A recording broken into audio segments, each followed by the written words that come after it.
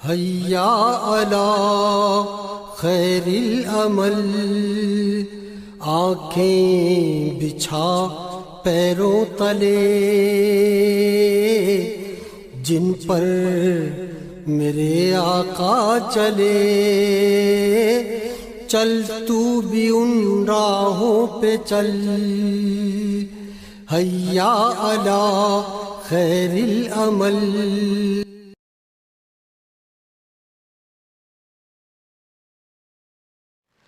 اسم یا قہرو اللہ تعالیٰ کے ایک اسماں میں سے ہے، اور شان جلال اور شان غضب کو ظاہر کرتا ہے یہ، اور اللہ تعالیٰ کی یہ شان قہریت جو ہے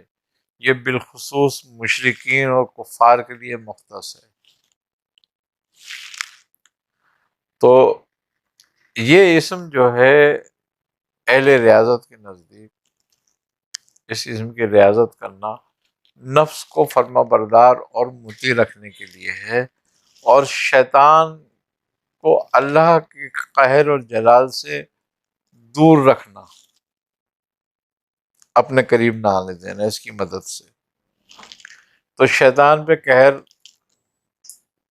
کرنے کے لیے یہ اسم پڑھا جائے، تو یہ اہل ریاضت کا طریقہ کار ہے۔ لیکن اگر عام لوگ عوام الناس جو ہیں وہ اس کی ریاضت کرتے ہیں، اس کو ورد میں رکھتے ہیں، تو چونکہ اس میں شان جلال ہے اور شان جلالیت کو ظاہر کرنے والا اسم جلالی ہے، تو جس کی برکت سے دشمن اور حاسدین جو ہیں وہ اس پر حاوی نہیں ہو سکتے، اس کے کسی کام میں رکاوٹ نہیں ڈال سکتے، اس پہ بندش، جادو، ٹونا نہیں کیا جا سکتا، اس کی برکت سے سب ختم ہو جاتا ہے۔ اور خوبی کی بات یہ ہے کہ یہ دشمنوں کے ارادوں کو درم برم کر دیتا ہے، ان کی تدبیروں کو درم برم کرنے کے لیے ہے، اور تدبیر ان کی طرف لوٹانے کے لیے ہے جو انہوں نے کی ہوں۔ تو عام آدمی کے لیے یہ ہے کہ اگر کوئی اس کا ورد رکھتا ہے تو بزرگ فرماتے ہیں کہ 306 مرتبہ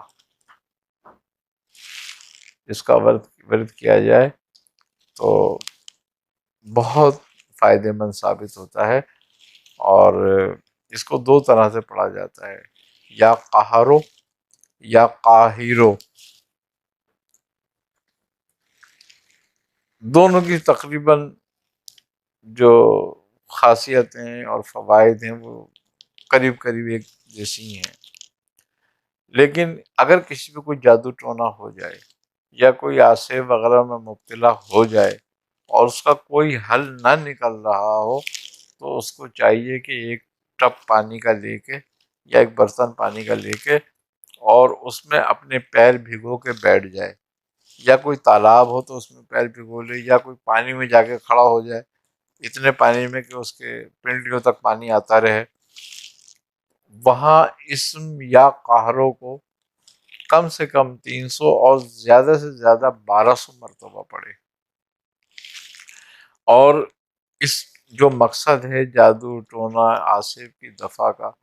اس کی نیت کر کے پڑھے،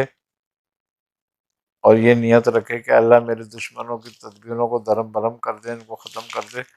تو کیسا ہی جادو اور ٹونا کیوں نہ ہو، کیسے تعویذات کیے ہوئے ہوں، وہ ختم ہو جاتی ہیں، ان کا اثر ختم ہو جاتا ہے اور وہ کٹ جاتا ہے۔ اچھا، پھر دوسری بات یہ ہے کہ جو حسد اور نظر سے مالی معاملات میں فرق آتا ہے، کمی آتی ہے، اس سے اس میں بھی برکت ہوتی ہے اور اس میں کمی نہیں آتی۔ جن اور شیاطین جو گھروں سے اناج چوری کرتے ہیں، سامان چوری کرتے ہیں، ان سے بھی محفوظ رہتا ہے آدمی۔ تو اس کی بڑی خاصیتیں ہیں،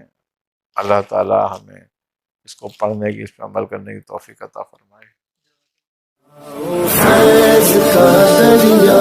شاعر سنابی کو ہے، تیرے مرشد میرے آقا شاعر سنابی کو ہے، تمہارے در پہ جو آیا